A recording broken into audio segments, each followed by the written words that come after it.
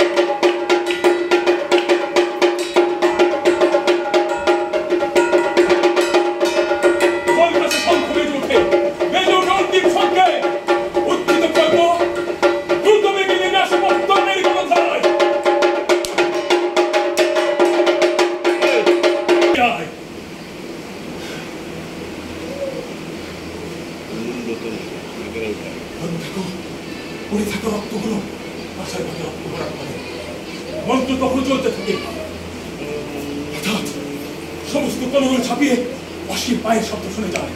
চমকে পশ্চিম করে তাকাই পৌঁছাই না, অমুক শব্দে উপস্থিত হয় রাজা দিব্য। আমার থেকে